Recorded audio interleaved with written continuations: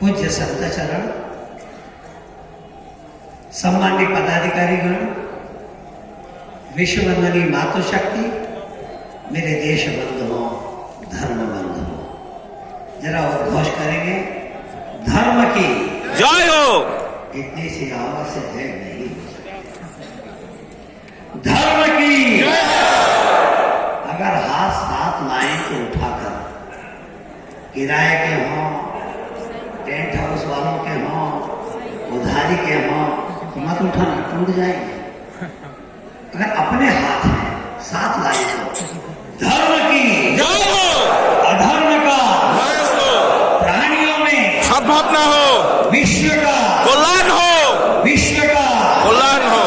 गौ माता की जय। गौ माता की जय। गौ माता की जय।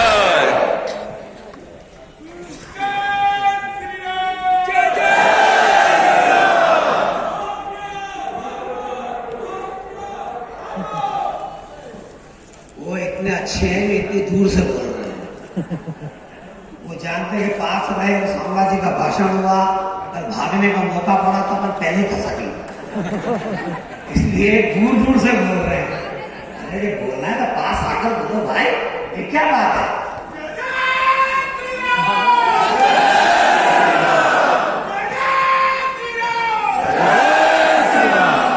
मैंने नारा लगवाया, धर्म की जय हो, अधर्म का नाश हो, प्राणियों में सद्भावना, विश्व का कल्याण हो। दुनिया में विश्व के कल्याण की कामना केवल हिंदू ही करता है। आज तक किसी मियाँ जी ने मस्जिद पर चढ़कर ये नहीं कहा विश्व का कल्याण हो, किसी पागल ने नहीं कहा विश्व का कल्याण हो, केवल हिंदू ही कहता है विश्व का कल्याण हो। मेरे यहाँ 8 साल के बच्चे से लगाकर 80 साल का वृद्ध प्रतिदिन मंदिर में आरती करते समय, संध्या को समय घोषणा करता है विश्व का कल्याण।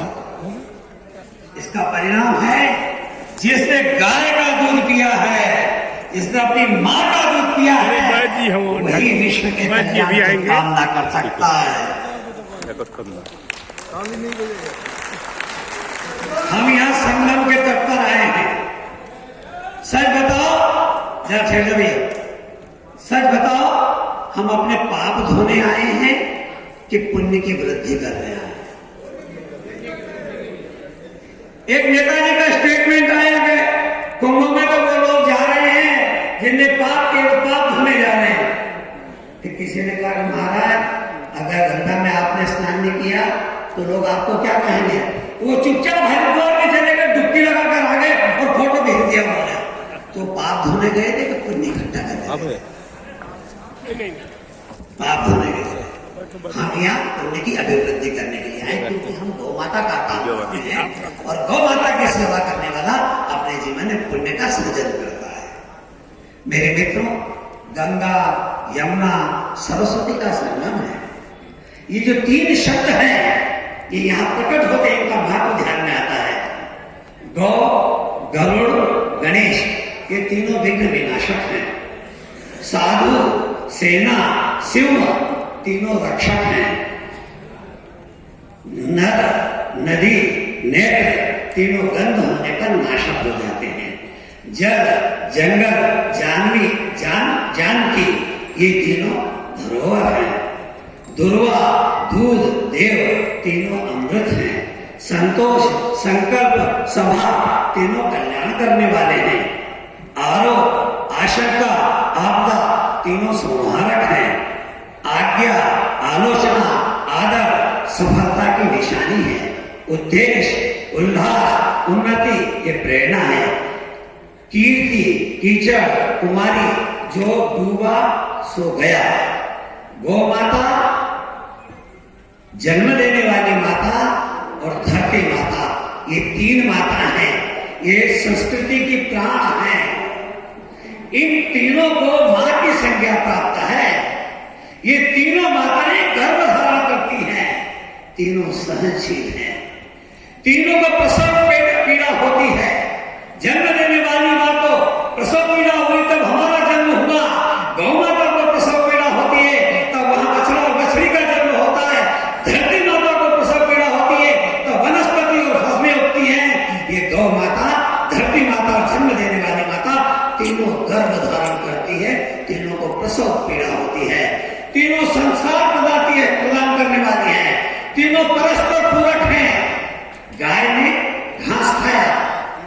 गोबर किया वो धरती का आहार है, घास गाय का आहार है, गोबर धरती का आहार है, और गाय ने दूध दिया वो मनुष्य का आहार है। तीनों एक दूसरे के पूरक हैं, इसलिए तीनों की रक्षा ही भारत की रक्षा है, तीनों की रक्षा ही भारत की सुरक्षा है, तीनों का सम्मान ही भारत का सम्मान है। वो सपूत क्या है जो तीनों मां की रक्षा नहीं कर सकता, वो सपूत कहलाने का अधिकारी नहीं हो सकता। मेरे मित्रों, तीनों मां आरोग्य प्रदान करती है, तीनों मां वात्सल्य नहीं है, तीनों मां अर्थ प्रदान करती है, तीनों संरक्षक हैं, तीनों सचेतन है। हमारी मां सचेतन है तब हम सचेतन का जन्म हुआ, गौ माता सचेतन है, बछड़े बछड़ी का जन्म हुआ, और धरती माता भी सचेतन है। हम सब जानते हैं दिल्ली विश्वविद्यालय के 3 doctor, doctor Madan Mohan Bajaj, doctor Ibrahim, doctor Vijay Swaraj Singh, इन तीनों दिल्ली विश्वविद्यालय के वैज्ञानिकों ने एक अनुसंधान किया और बताया कि जहां कत्ल खाना होता है, जहां पशु कटता है, गाय कटती है, गाय चित्कारती है, क्रंदन करती है, उसके 100 किलोमीटर के एरिया में भूकंप आता है। दुनिया में से अगर भूकंप समाप्त करना है तो कत्ल खाने बंद करना होंगे।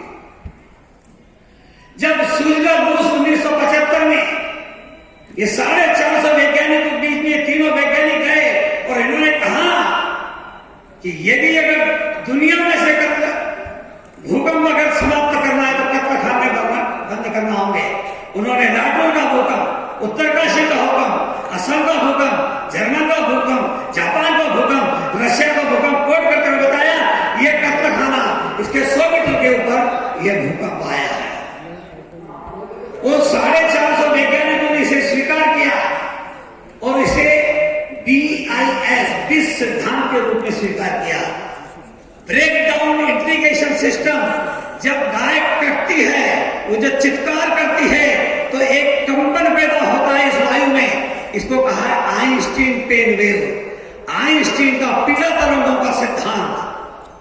450 वैज्ञानिकों ने स्वीकार किया विश्व सिद्धांत के नाम से। ये विश्व सिद्धांत कैसे बना? मदन मोहन बजाज का बी, इब्राहिम का आई और विजय राज सिंह का S, break down integration system. दुनिया में से यदि भूकंप को अगर समाप्त करना है तो गाय की रक्षा करना होगा, कत्ल खाने बंद करना होगा। मेरे मित्रों, जिन्होंने अपने हाथ कभी गाय की पीठ पर फैला हुआ हाथ खड़ा करो, जरा हाथ नीचे कर दो। जिन्होंने गाय का गोबर अपने हाथ से उठाया वो हाथ खड़ा करो। वाह, धन्य सदन, हाथ नीचे कीजिए। जिसने गाय का दूध पिया वो हाथ खड़ा करो जरा। ओहो, दिनेश जी देखिए, हाथ नीचे करो भाई, चमत्कार हो गए। आपने देखा होगा गाय और धरती ये एक ही मानी गई है।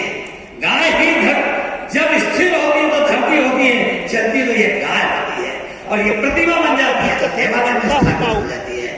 जब गाय को कोई कीड़ा काटता है, जब गाय को कोई कीड़ा काटता है, उस कीड़े को गाय काय से भगाती है? जोर से बोलो, पूंछ से। जहां पूंछ नहीं पहुंच सकती वहां गाय कैसे भगाती है? जिसने देखा होगा उतनी चमड़ी वो हिलती है ऐसे और कीड़ा उड़ जाता है। ऐसे ही जैसे गाय को कष्ट हुआ, उसने उतनी चमड़ी हिलाकर उससे निवारण पा लिया, ऐसे ही ये धरती माता है, जहां ताप बढ़ता है वहां की धरती हिलती है, उसी को भूकंप कहते हैं।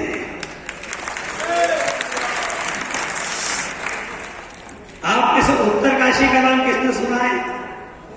जोर से खड़ा, हाथ खड़ा करो पूरा, हाथ नीचे करके। वहां एक सुरंग है जिसका नाम है सिलक्यारा सुरंग, जो लद्दाख जाने का संक्षिप्त मार्ग है। उसका निर्माण हुआ 2022 में, वह सुरंग गिर गई, उसमें 41 मजदूर अंदर रह गए। अब प्रश्न खड़ा है, वो जीवित है कि मर गए, दब गए कि जिंदा है, कैसे पता लगाया जाए? भारत के वैज्ञानिकों को बुलाया, उनसे कहा कि इनको बाहर निकालो। उन्होंने कहा अगर मिट्टी हटाना शुरू करेंगे और गिर गई तो क्या किया जाए? तो दुनिया में सुरंग के विशेषज्ञ कौन है, भू विज्ञान के विशेषज्ञ कौन है? तब ध्यान में आया प्रोफेसर अर्नोल्ड डिक्स, अफ्रीका के। इनको बुलाया जाए, उनको बुलाया गया। उन्होंने आते से प्रश्न पूछा, एक बात बताओ, जब सुरंग बनाई थी तो क्या आपने धरती माता से अनुमति ली थी? क्या आपने सुरंग की खुदाई की थी तब आपने धरती माता से अनुमति ली थी क्या? तो वहां के ग्रामीण लोगों ने कहा कि यहाँ भगवान बोध नाग देवता का मंदिर था, इन सुरंग बनाने वालों ने उसे तोड़ दिया। उन्होंने कहा अच्छा एक बात बताओ, अगर मंदिर फिर से स्थापित कर दें, आरती करें, तो धरती माता कृपा करेगी कि नहीं करेगी? उन्होंने कहा जरूर करेगी। ठीक है, वहां भगवान बोध नाग देवता का मंदिर स्थापित किया गया। शाम को आरती हुई, सब लोग आरती में थे। उन्होंने कहा पूछो भोग नाग देवता से कि क्या हम खुदाई करके उनको, हमारे मित्र जो अंदर हैं वो जीवित आ सकते हैं? कहा हमारा विश्वास है। उन्होंने कहा इसके बाजू में एक छेद शुरू करो। ऐसा दुर्मिट से छेद शुरू किया, अंदर का मोड़ दिया, अंदर से हवा गई, अंदर से आवाज आने लगी। तब इन्होंने टेप भेजा अंदर ताकि वो भजन सुन सके, फिर औषधियां भेजी, फिर उन्होंने कहा अब धरती माता से अनुमति लेकर मिट्टी हटाना शुरू करो। मिट्टी हटाना शुरू की, सुनकर आपको आश्चर्य होगा मेरे मित्रों, 17 दिन बाद मिट्टी हटाए गए और 41 ही मजदूर जीवित निकलकर बाहर आए। यह धरती माता जागृत है। अच्छा सब बताओ, गांव वाले बताओ, कुआं खोदते हो तो पहले वहां भगवान बिठाते हो नहीं बिठाते हो? भूमि का पूजन करते हो नहीं करते हो? मकान बनाते हो तो पहले भूमि का पूजन करते हो नहीं करते हो? शादी के पहले भूमि का पूजन करते हो नहीं करते हो? कथा के पहले भूमि पूजन करते हो नहीं करते हो? यही तो चेतनता है हमारी धरती माता की, जिसका पूजन करके हम कब करते हैं, कभी हमारा अमंगल नहीं हो सकता। इन तीनों माता की रक्षा से ही भारत का मंगल होगा। परंतु आज इन तीनों माताओं का क्या हो रहा है? गौ माता कत्ल खाने जा रही है, जन्म लेने वाली माता वृद्धाश्रम में जा रही है, और धरती माता विधर्मियों के कब्जे में जा रही है। 9,40,000 एकड़ जमीन आज वक्फ बोर्ड के कब्जे में है। हम रासायनिक खाद डालकर इस धरती माता को जहरीला बनाने हम पाप का कर्म कर रहे हैं। इसलिए मेरे मित्रों में निवेदन करना चाहता हूं, वेद मंत्र हमें कहते हैं, धर्म ग्रंथ हमें कहते हैं, माता भूमि पुत्रो हम पृथिव्याम, पुत्रो हम पृथिव्याम। ये धरती मेरी मां है, मैं इसका पुत्र हूं।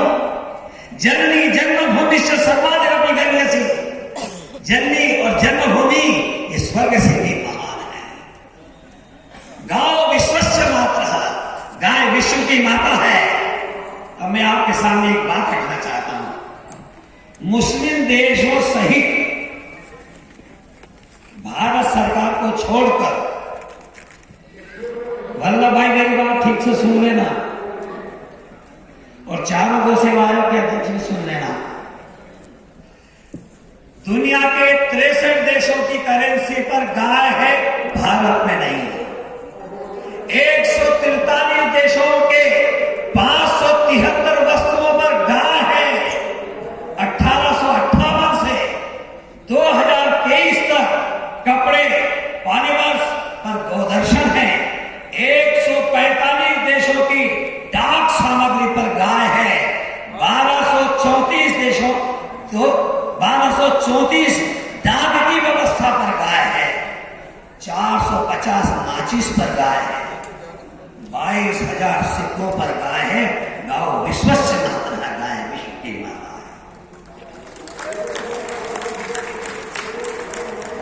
मेरे मित्रों, गाय के 4 थन हैं। ये चारों थन 4 वेद हैं। 4 वेद हमें अमृत तत्व देते हैं, और गौ माता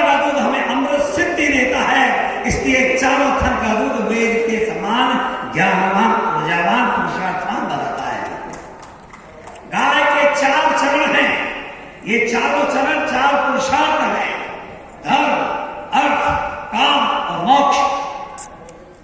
धर्म 2 बिंदुओं पर आधारित है, यज्ञ पर और संस्कार। अर्थ 2 बिंदुओं पर आधारित है, कृषि पर और आयुर्वेद पर। काम 2 तत्वों पर आधारित है, गोवंश की वृद्धि और देव मानव का सृजन। मोक्ष 2 तत्वों पर आधारित है, सुख शांति समृद्धि और कल्याण की प्राप्ति। कल्याण की प्राप्ति हमें गौ से के माध्यम से प्राप्त होती है। इसलिए मेरे मित्रों, मैं निवेदन करना चाहता हूं कि जरा हम अपने परिवार को देखें। क्या माता का सम्मान है? क्या पिता का सम्मान है? क्या भाई का सम्मान है? क्या बहन का सम्मान है? एक व्यक्ति को बहुत कष्ट हुआ, उसके पेट का दर्द रुक नहीं रहा था। आसपास में पहुंचे वेद को बुलाया गया। वेद ने नाड़ी पकड़ी और कहा कि आपको कष्ट बहुत है। जी हाँ, कष्ट बहुत है। ये कैसे ठीक हो सकता है? स्वर्ग की मिट्टी का लेपन कर दो, कष्ट दूर हो जाए। बात तो सरल थी, पर स्वर्ग की मिट्टी लाएगा कौन? और जो स्वर्ग जाएगा तो वापस आएगा कौन? तो एक बच्चा खड़ा था, उसने कहा मैं ला सकता हूं। सब लोग आश्चर्यचकित देखने लगे, तू ला सकता है? बोले कैसे ला सकता है? बोले अभी ला के देता हूं मैं। अभी तू स्वर्ग चला जाएगा, लेके आएगा। घर गया, मिट्टी लेकर आया। ये लीजिए मिट्टी कटोरे में लेकर आया। ये स्वर्ग की मिट्टी है? बोले हाँ। बोले कैसे? बोले मैंने पढ़ा है, मां के चरणों में स्वर्ग होता है। मां के चरणों में स्वर्ग होता है। मेरे मां के चरण की रज है, ये स्वर्ग की मिट्टी है। इसे लगा दीजिए, कष्ट दूर हो जाएगा। लगाया और कष्ट दूर हो गया। ये माटी स्वर्ग की, अपनी मां का चरण जहां रखा रहता है, गौ माता का चरण जहां रखा रहता है, वहां स्वर्ग होता है। जो पिता के चरण छूता है वह कभी गरीब नहीं रहता। जो माता के चरण छूता है वह कभी बदनसीब नहीं रहता। जो भाई के चरण छूता है वो कभी गमगीन नहीं रहता। जो बहन के चरण छूता है वह चरित्रहीन नहीं होता। और जो गुरु संत के चरण छूता है उससे बड़ा कोई खुश नसीब नहीं होता। मैं वृंदावन गया। वृंदावन में एक आश्रम है, वात्सल्य ग्राम, साध्वी ऋतंबरा जी। आप में से किस किस ने ऋतंबरा जी को सुना है? हाथ खड़ा करो। काफी ने सुना है। वो मुझे राखी बांधती है। मैं जब वहां पहुंचा, सवेरे का समय था। मैंने कहा कि ऋतंबरा 9 बज रहे हैं, मैं आया, मिल लिया हूं, मुझे आगे जाना है। तो उसने कहा कि भाई साहब नाश्ता कर लो। मैंने कहा अभी जाप करना बाकी है, तो मैं अभी नहीं कर सकता। उन्होंने कहा अरे भाई साहब गाय का दूध तो ले लो। अब मैं गोरक्षा का काम करने वाला हूं, गाय के दूध को मना कैसे करूं? मैंने कहा लिया 15 मिनट हो गए, 20 मिनट हो गए, दूध नहीं आया। देखा ऋतंबरा दूध नहीं आया। मुस्कुराकर कहने लगी भाई साहब 9:30 बज गया, दूध तो बढ़ चुका होगा, इसने बचा नहीं, इसने वो गई तो वापस लौट के नहीं आई लेने वाली। तो मैंने कहा जाने दे। तो उन्होंने मुझे छेड़ते हुए कहा कि क्यों भाई साहब, अपन तो हिंदू हैं, रहा हैं, तो आप दूध गाय का ही पीते हो? मैंने कहा जी हाँ, भैंस का नहीं, बकरी का नहीं, जर्सी गाय का नहीं। अपन हिंदू हैं, गाय को तो मां कहते हैं, इनके साथ कोई रिश्ता नहीं है आपका। मैंने कहा नहीं नहीं, कैसी बात कर रहे हो? गाय हमारी माँ है, भैंस हमारी मौसी है, बकरी हमारी आंटी है, जर्सी गाय हमारी मैडम है, मगर दूध हम अपनी माँ का ही पीते हैं। दूध हम अपनी माँ का ही पीते हैं। जिन्हें मैडम का दूध पिया वो ताली नहीं बजाते हैं, जिन्हें अपनी माँ का दूध पिया वही ताली बजाते हैं। और जिन्होंने मौसी का दूध पिया है वो पड़ोसी से पूछते क्या हो गया। मेरे मित्रों, मैं निवेदन करना चाहता हूं, सरदार वल्लभ वल्लभ भाई पटेल 1928 में बारदोली की जेल में थे। एक अंग्रेज को खुजली सूझी इन इंडियंस का अपमान करना चाहिए। वो अपनी गाड़ी से जेल पे पहुंचा, जेलों को बुलाया, कहा कि पटेल को बुलाकर लाओ। सरदार पटेल आए। आते से उन्होंने पूछा, एक बात बताओ Patel, what is your culture? What is your culture? तुम्हारी संस्कृति क्या है? सरदार जैसे भी वो तैयार थे, उन्होंने कहा माय कल्चर इज एग्रीकल्चर। मेरी संस्कृति कृषि संस्कृति है, क्योंकि हिंदू संस्कृति और कृषि संस्कृति एक ही है। जैसे हम पुनर्जन्म में विश्वास करते हैं, किसान भी अनाज का बीज डालता है, उसका पुनर्जन्म होता है, इसलिए हमारी और उसकी संस्कृति एक है।